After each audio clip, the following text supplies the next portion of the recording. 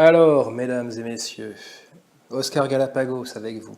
La culture, c'est de la miel. Savez-vous qu'il y a plusieurs types de bouquins? Il y a les bouquins qu'on a lus et il y a ceux qui nous restent à lire, hein. Il y a aussi les bouquins qui existent, hein, qui ont été écrits, et ceux qui n'ont pas encore été écrits. Et moi, il en est un qu'il me reste à lire, mais qui n'a malheureusement pas encore été écrit. Du moins, pas à ma connaissance. Ce bouquin s'appelle Histoire du secret. C'est un bouquin d'historien. C'est un travail sérieux d'historien, documenté, sourcé, voilà, une histoire du secret, de cette notion de secret dans l'histoire. Ben oui. En ces temps troublés aujourd'hui, où l'on parle volontiers de complotisme, c'est-à-dire de la culture du secret, et en l'occurrence appliquée à la sphère politico-sociale, géostratégique, eh bien ce bouquin que je rêve de lire, L'histoire du secret, est une contribution d'historien à cette question d'actualité, une prise de recul, un élargissement du champ de la réflexion, une mise en question conceptuelle basée sur des faits historiques. Alors, nombreux ont été, à travers l'histoire de l'humanité, les projets portés par quelques individus, quelques initiés, qui se sont, volontairement ou non, entourés d'un voile opaque pour se dérober au regard du profane. Ces projets sont multiples et variés. Il y en a des tas d'exemples et qui vont un peu dans tous les sens et qui ont parfois donné naissance à des sociétés secrètes, dont la vocation était de porter ces projets et de les développer, et dont la nature a aussi bien pu changer et évoluer avec le temps, avec le hasard des événements. Donc l'histoire du secret, c'est un livre sérieux, je le répète, c'est une exploration érudite et documentée de tous ces projets et de ces sociétés vues sous l'angle du secret, justement, c'est ça le point commun, et rapproché à cette aune afin d'en faire saillir tous les points communs et toutes les différences pour parvenir à en dégager peut-être une typologie, quelque chose comme ça. Alors, on peut prendre certains exemples. L'alchimie, par exemple, constitue une tentative à caractère secret. Ça, c'est évident, ça s'entoure d'hermétisme. C'est bien documenté, en plus, historiquement, à l'heure actuelle, l'alchimie. L'un des buts principaux des alchimistes de cette...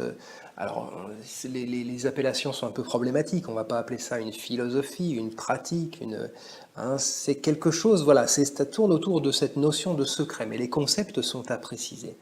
Et l'un des buts de l'alchimie, c'était de transmuter les métaux, c'est-à-dire d'agir sur la matière, d'avoir une action sur le monde physique, d'acquérir sur le monde matériel, et la matière au sens le plus brut, le plus physique du terme, d'acquérir un pouvoir sur cette matière. Et d'ailleurs, c'est une caractéristique récurrente et une caractéristique omniprésente que ce pouvoir qui est recherché par ceux qui cultivent le secret. Les deux choses vont ensemble. Secret et pouvoir sont liés. Pouvoir sur la matière, dans le cas de l'alchimie, et pouvoir sur les pays ou pouvoir sur les opinions publiques, en ce qui concerne, par exemple, nos modernes officines de renseignement, les services secrets. Ben oui, aujourd'hui, chaque pays du monde a institutionnalisé dans sa pratique et dans sa culture, dans ses institutions, cette culture du secret, en les appelant d'ailleurs par antiphrase des agences de renseignement. Mais ces services secrets ont des statuts, des procédures, une éthique. Alors on peut les étudier, on peut voir comment ça fonctionne, on peut voir ce qui les gouverne, et on peut aussi voir jusqu'où ça nous échappe ensuite. Et une chose intéressante par-dessus tout, c'est également des organisations qui sont divisées contre elles-mêmes. Parce que dépendant de l'étage ou de la profondeur à laquelle on se situe dans l'organisation, on a ou non accès à des informations. Si bien qu'il devient difficile pour les agents individuels de connaître le sens dernier des choses. Tout secret détenu étant possiblement un faux secret, ou un secret partiel, ou juste un leurre en vue de la poursuite d'un autre but inconnu par d'autres personnes dans des couches plus profondes de l'organisation. Oui, c'est pas simpliste comme ça, il n'y a pas les ignorants et puis ceux qui savent, les initiés et puis les autres, ceux qui sont à l'intérieur et ceux qui sont à l'extérieur. Il y a ceux qui sont à l'extérieur, et à l'intérieur, il y a ensuite toute une stratification de différentes profondeurs du secret. On ne donne pas les clés comme ça aussi facilement sur le simple fait d'entrer. Et si les alchimistes se sont noyés dans les méandres de l'hermétisme et de leur pseudo-savoir, parfois allant jusqu'à s'empoisonner en pensant atteindre la vie éternelle, il en va de même pour ces agents du renseignement qui ne peuvent jamais acquérir la certitude pleine et entière qu'ils savent effectivement ce qu'ils font. Et ils le font néanmoins, supportés par des croyances qui, peut-être, sont illusoires. Alors les alchimistes du Moyen-Âge, du Moyen-Âge occidental ou du Moyen-Âge arabe, étaient d'ailleurs les héritiers d'une tradition qui remonte à l'Antiquité et que ce bouquin, Histoire du secret, nous retrace à merveille, dont le fondateur mythique, Hermès Trismégiste, est l'auteur supposé des Hermetica, c'est-à-dire d'un recueil de traités mystico-philosophiques qui ont emprunté des matériaux à la fois à la philosophie grecque et à la religion juive. On ne peut d'ailleurs qu'être frappé du fait que le dieu messager, Hermès, soit un auteur hermétique. Hermès, qui est censé être le médiateur, le passeur de messages, eh bien, est celui qui le rend opaque, dont le message est gardé caché. Comme on ne peut être frappé aussi, de la même manière qu'en matière religieuse, ce qu'on appelle la révélation religieuse dans les monothéismes, ne puisse se dire que d'une manière codifiée, d'une manière cryptée, et nécessite une exégèse, une interprétation de la part d'une caste dont cela peut devenir la spécialité, et même la raison d'être sociale. Dans l'Égypte pharaonique, les scribes étaient les détenteurs d'un savoir exclusif sur l'écriture, sur la chose écrite. Ils étaient les seuls à connaître les signes, les hiéroglyphes, un savoir qu'ils gardaient jalousement et dont ils se faisaient, comme il se doit, un instrument de pouvoir sur les autres. Et comment ne pas aborder dans cette histoire du secret la question de la franc-maçonnerie? Eh ben oui, la franc-maçonnerie, allons-y, n'ayons peur de rien. Organisée en obédience depuis 1717, la maçonnerie spéculative est l'héritière dans ses symboles et dans ses rituels des anciens devoirs de la maçonnerie opérative qui était formée par les corporations de bâtisseurs. Comme pour l'alchimie, comme pour le renseignement, il y a un secret à plusieurs niveaux, un secret du secret dans la maçonnerie. Tant il est vrai que les rites voient leur sens modifié, voire inversé au fur et à mesure de la progression du frère dans les niveaux plus avancés.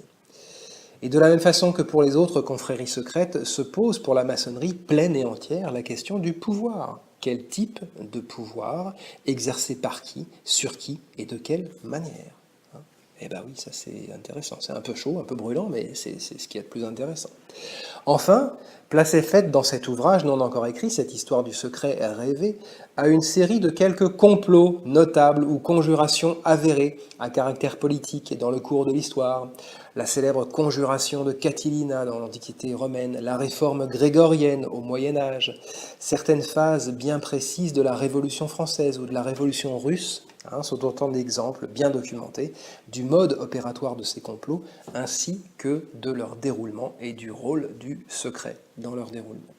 Enfin, en guise de dernier chapitre, l'ouvrage élargit le champ du propos en se penchant sur la version mise en avant dans notre actualité de cette culture du secret. Ben oui, j'en parlais au début, ce que l'on nomme le complotisme. Ben, il est vrai que le complot fascine, le complot c'est fascinant, et qu'à mesure que l'on pénètre les arcanes secrètes d'un savoir réservé aux seuls initiés, on peut risquer de se perdre soi-même dans les méandres d'une inextricable complicité, et on peut risquer de devenir l'objet bénévole de manipulations en tout genre, du coup. Mais il est vrai également qu'à l'autre extrême, le complot inquiète, et que vouloir rejeter toute forme d'explication un peu plus creusée du monde, et du monde politique d'aujourd'hui, sous le vocable de complotisme, relève en fait de l'angoisse, tout simplement, de la personne qui profère cette accusation de complotisme. De l'angoisse et du déni, de ceux pour qui la vérité, eh bien, malgré ce qu'ils en disent, la vérité ne vaut pas l'innocence. Ce sont des gens qui recherchent en fait à préserver un état d'innocence fondamentale par rapport au monde, coûte que coûte. Alors l'histoire du secret, ça n'est peut-être pas pour eux, mais c'est quand même un ouvrage fascinant que je vous recommande chaudement, même si je ne l'ai pas lu, pour la simple et bonne raison qu'il n'a pas encore été écrit. Eh oui, mais peut-être me trompais-je? Peut-être a-t-il déjà été écrit sans que j'en sache rien et qu'il a peut-être un autre titre aussi. Dans ce cas, aimable auditeur, merci de me le faire savoir. hein. Et dans le cas contraire, si j'étais moi-même un historien professionnel, eh bien ce serait une œuvre à quoi je consacrerais volontiers quelques années d'études patientes et laborieuses. À bon entendeur, et s'il y a des vocations que cela suscite, eh bien allez-y mesdames et messieurs, car la culture c'est de la miel, alors gardez-vous-en.